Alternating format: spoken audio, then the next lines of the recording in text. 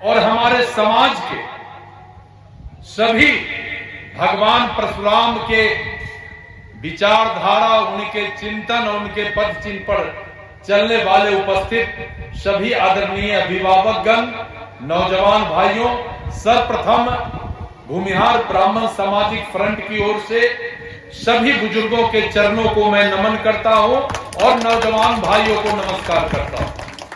मित्रों, ये भगवान परशुराम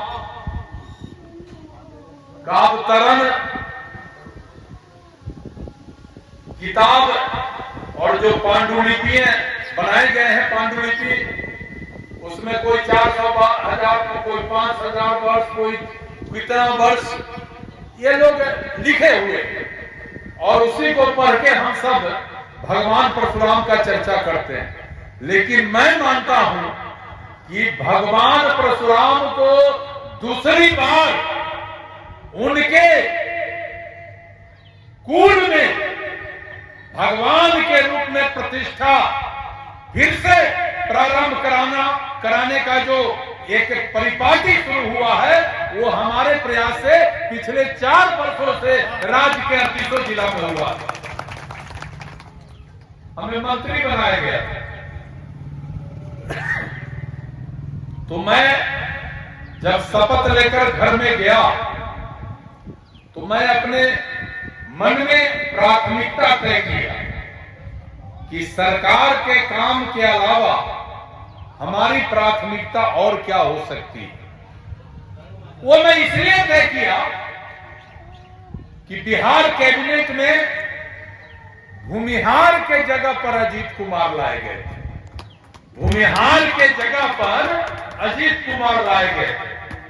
तो मैंने सोचा कि जब जात के वैकेंसी पर मुझे बैठाया गया है तो इस जात का सम्मान बढ़ाना मेरा नैतिक जिम्मेदारी है। मैंने ये सोचा, और आपको आश्चर्य होगा कि मैं राज्य के 38 जिला में सबसे कम जहां हमारा आबादी किशनगंज है, मैं वहां भी गया और सरकारी काम के बाद मैं वहां के कुछ लोगों से आइडिया लिया कि भूमिहार का गांव कहां है और जनसंख्या कितना है, आबादी कितना है।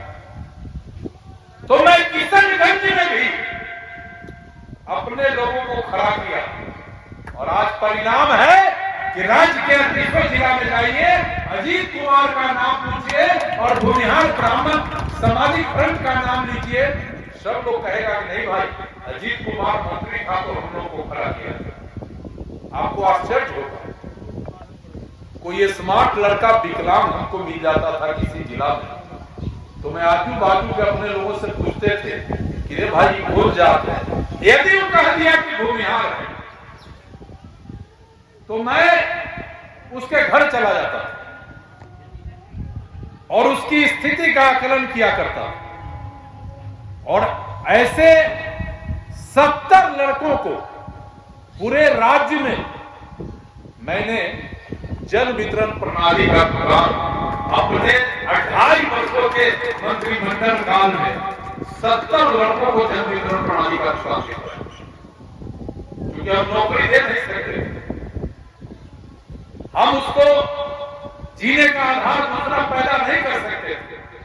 तो मेरे मन में हुआ कि एक जन वितरण का दुकान इसको दे देंगे तो आजीवन, अगर 60 वर्ष के उम्र तक ये जीवित रहा तो 60 जितना उम्र इसका हुआ है, अगले 60 वर्ष पूरा करने में परिवार के 10 व्यक्ति को सुबह शाम का स्वस्थ भोजन और साफ कपड़ा का इसका व्यवस्था हो जाएगा। तो बिहार का 70 परिवार आज भी मेरे द्वारा दिए गए दुकान से अपने परिवार को चला रहा है। जिस जिला में गए, अप्रोच किया, नौजवान को आया, कोई गार्जियन अप्रोच किए, तो मैं पूछता था कि नौकरी तो मैं नहीं दूंगा, लेकिन आपके लिए कोई रोजगार खड़ा करूंगा तो उसको करिएगा।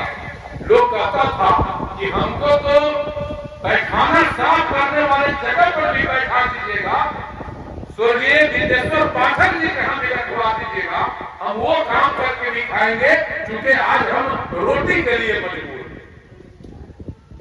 मैं कलेक्टर को कहता था, ये नौजवान आदमी, इसको तुम स्टाम्प वेंडर का लाइसेंस दे दो। और पूरे बिहार में 181 लड़के को मैंने स्टाम्प वेंडर का दुकान दिलाया और 181 भूमिहार परिवार आज राजा बनने जा रहा है स्टाम्प वेंडर का दुकान करके। तो मित्रों, मैं अपने जीवन काल में समाज को जितनी प्राथमिकता दिया, हमको लगता है कि श्री बाबू के बाद मैं अपने आप को गौरवान्वित समझता हूं कि जब जहां मुझे मौका मिलता है समाज को उठाने और मजबूत करने का मैं काम करता हूं। ये गैर राजनीतिक मंच है। हम अपने पुरखों के स्मृति को जीवंत रखने के लिए आपस में चर्चा कर रहे हैं, लेकिन हम तो राजनीतिक प्राणी हैं, हम तो परशुराम के वंशज हैं, हम तो जोर जुलूम अत्याचार के खिलाफ तलवार और फरसा उठाने वाले लोग हैं। और आज चुनाव का समय, हम तो घर में भी बीमार रहेंगे लेकिन मेरा खून बोलता रहेगा, मेरा खून बोलता रहेगा। आज इस पार्लियामेंट चुनाव में 38 जिले में पहला अवसर है कि बिना कोई प्रयास का आपका समाज अपना अधिकार खोज रहा है। पहला अवसर है कि बिना किसी प्रयास का आपका समाज अपना अधिकार खोज रहा है। कुछ दिनों से आप बिल्कुल निरीह की तरह कहरिया और बजनिया के रोल में आप हो गए। जिसके साथ थे वो आपको मजबूर समझता था, जिसके खिलाफ थे वो अपना विरोधी समझता था। न धोबी के कुत्ता न घर का न घाट का स्थिति आपकी होगी। लेकिन मैं अपने आप को गौरवान्वित समझता हूं कि मेरे प्रयास से, मेरे संवाद से आज पूरे बिहार में आपका समाज अपने अधिकार को खोज रहा है। और जो लोग भी इस रण क्षेत्र में हैं, हमारा सम्मान देने के लिए हम भाग रहे और मुझे खेद रहे, ये स्थिति ये बनाया। और वर्तमान में मैं किसी दल का प्रचार करने नहीं आया, मैं आपको ये कहने आया हूं, आप परशुराम के वंशज हैं, आप जोर जुलूम अत्याचार के खिलाफ अपने को भी नहीं बकसते हैं। इसलिए एकदम नजर जो है सही जगह पर रहना चाहिए, कहीं इधर उधर नहीं होना चाहिए, नजर सही जगह पर रहना चाहिए। और मैं तो वैशाली से पार्लियामेंट का उम्मीदवार था, सीरियस उम्मीदवार था, और मैं लड़ता तो बिहार में रिकॉर्ड वोट से जीता। बहुत परिश्रम करके उस क्षेत्र को मैंने ठीक किया था।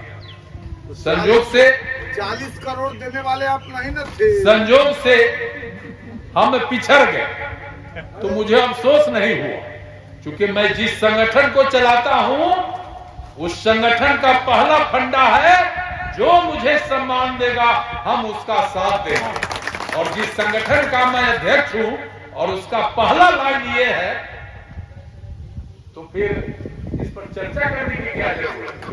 क्या भाई, क्या चर्चा करने की जरूरत? जहां सम्मान मिला आप सम्मान बचाइए, बढ़ाइए, कहीं कोई दिक्कत नहीं है। लेकिन एकजुट रहिए, आप में एकजुटता का घोर कमी है। आप समझने लगते हैं कि विश्वनाथ सिंह का औकात क्या है जो हमसे बात करेगा। आप समझने लगते हैं दिनेश क्या बिगाड़ देगा मेरा। आप समझने लगते हैं सीता सिंह क्या कर लेंगे। आप समझने लगते हैं किसले का पिताजी क्या है जो किसले लंबा लंबा बात करता है। और जो लोग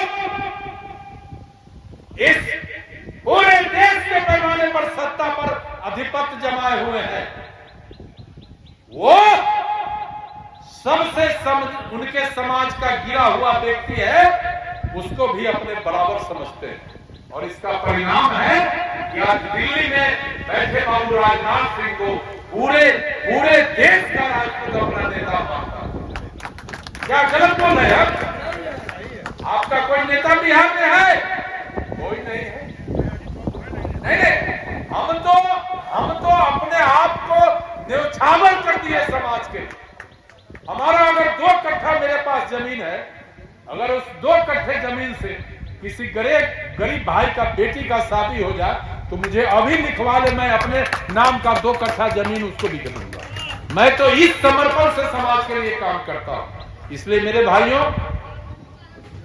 पूरे जीवन में हम जिस जमीन पर पैदा लिए, उस जमीन पर झोपड़ी के नीचे मां ने मुझे पैदा किया और मेहनत करके हम आपके बीच में खड़े हैं। मास्टर के बेटा मिनिस्टर हो गए और पूरे देश के पैमाने पर जब भूमिहार समाज का बड़ा समारोह होता है तो बिहार से हमारा नाम जाता है और हमको बुलाया जाता है कि वो सच्चा सिपाही है समाज को, उसको बुलाओ। देश के पैमाने पर आपका हम सम्मान बढ़ाते हैं, चाहे वो आंध्र प्रदेश हो, कर्नाटक हो, राजस्थान हो, हर जगह अजीत कुमार का बड़ा सा बोर्ड लगता है और हम आपका सम्मान बढ़ाते हैं। उत्तर बिहार में हमसे सारे लोग आके मिले, जितने उम्मीदवार लगे, चाहे शिवहर में उम्मीदवार लगे, सीतामढ़ी में उम्मीदवार लगे, मोतिहारी, मुजफ्फरपुर, वैशाली, नॉर्थ बिहार में जितने उम्मीदवार लगे हैं, सबने हमसे समर्थन का गुहार लगाया। हमने कहा कि मैं ठेकेदार नहीं हूं, मैं समाज का नए सृजन करने का संकल्प लेकर मैं समाज के बीच काम कर रहा हूं। मैं वोट का ठेकेदार नहीं हूं, लेकिन हर लोगों को कहा कि हमारे लोगों को सम्मान देने का आपका जो ये परंपरा खत्म हो गया है और आप मजबूर समझ रहे हैं, अपने विचार में परिवर्तन करिए, तब समर्थन का बात करिए और हमारी भागीदारी जितनी होनी चाहिए उतनी भागीदारी दीजिए, फिर हम समर्थन का बात करेंगे। और आपको हम बता देते, इस बार जो चल रहा है व्यवस्था, चाचा, अगर ये व्यवस्था क्लिक कर गई तो 2025 के विधानसभा चुनाव में सब लोग आपको खोजने आवेंगे, जो चलिए जाइए सीट से आप लड़ लीजिए, सब लोग खोजने आवेंगे। और वो पूरा का पूरा व्यवस्था हम लोग कर दिए।